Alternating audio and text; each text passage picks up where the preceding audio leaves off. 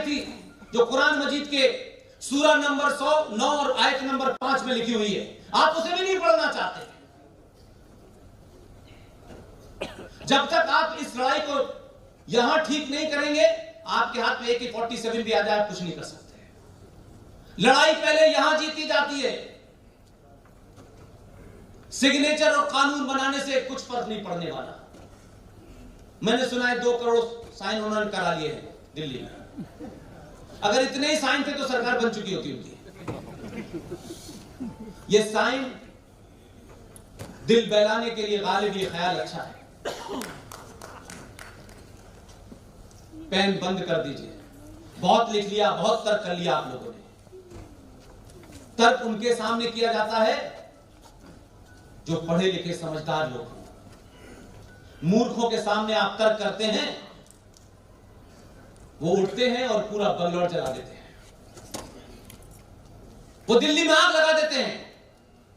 वो आपके आईबी अफसर को 50 चाकू इसलिए नहीं मारते कि उसकी जान लेनी थी, वो इसलिए मारते हैं कि इन हिंदुओं की संतानों को पता चले कि आज भी हम दिल्ली में कमजोर हैं। तुम्हारा राजा आया हुआ है, तुम्हारा होम मिनिस्टर है, लेकिन हम दिल्ली में आईबी के अफसर को 50 चाकू मार के जान से मार सकते हैं। ये इसलिए है।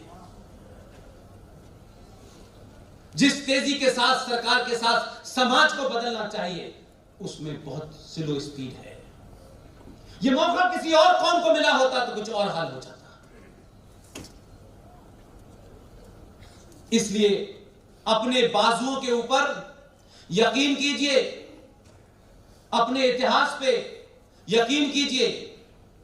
जो इतिहास गलत पढ़ा है उसको सही पढ़ लीजिए। जब थोड़ा थोड़ा इतिहास समझ में आया तो आपको लगा कि असली जड़ कुछ और है। कानून बनते हैं, बिगड़ते हैं। जो कानून आज बनाए हो सकता है 20 साल के बाद शायद बदल जाए, लेकिन कुछ काम ऐसे होते हैं जो हजारों साल तक चलते हैं, जिससे मेरी और आपकी और इस समाज की और सनातन की पहचान का पता चलता है कि हम हैं कौन और कौन थे। इसलिए शादी के बाद जितने भी युवा हैं, और जहां तक मेरी आवाज जा रही है, ठीक ठाक शादी अपनी पसंद की लड़की से करें। लड़की अच्छे खासे ठीक ठाक पसंद के लड़के से शादी करे, अच्छी बात है। लेकिन मुझे बताओ, शादी करके पहला दौरा आगरा में ताजमहल के सामने फोटो खिंचाने का क्यों है? ये कब्र बनानी है क्या? अच्छी खासी बीवी को ले जाके बताते हो तुम्हारे लिए भी बनवाऊंगा, वो बेचारी पहले दिन से डर जाती है। और हम इतने बड़े मूर्ख हैं, कहते हैं कि ताजमहल प्यार की निशानी है। कहां देखा था प्यार? कहां पे देखा था कि ये प्यार की निशानी? अपने नैरेटिव को बदलिए। अगर दुनिया में कोई पति पत्नी के बीच के प्यार को दर्शाने वाली कोई चीज है तो राम सेतु को जाके देखिए।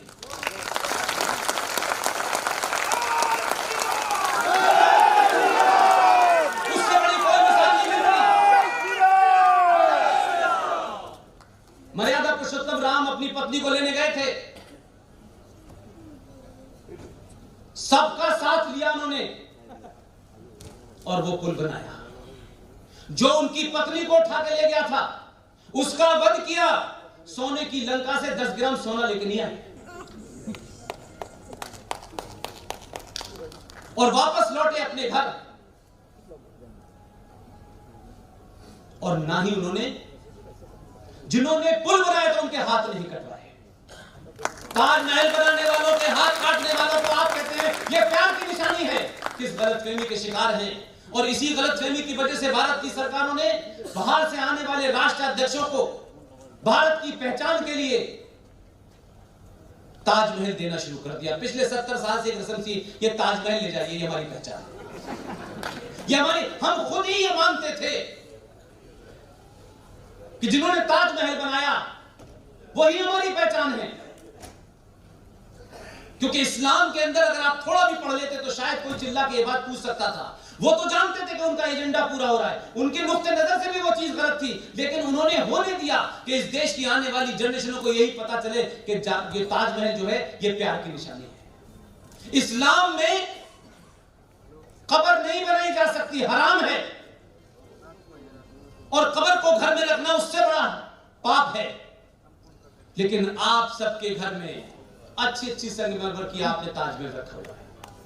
वो कब्र है ना किसी की भाई, थोड़ा सजा देने से कब्र तो ही मिट जाएगी, उसके मूल में तो कब्र है। लेकिन आपका आदमी 1947 की जो गलती गुजरातियों ने की थी, उसको 2014 में उन्होंने उसका प्रायश्चित कर लिया।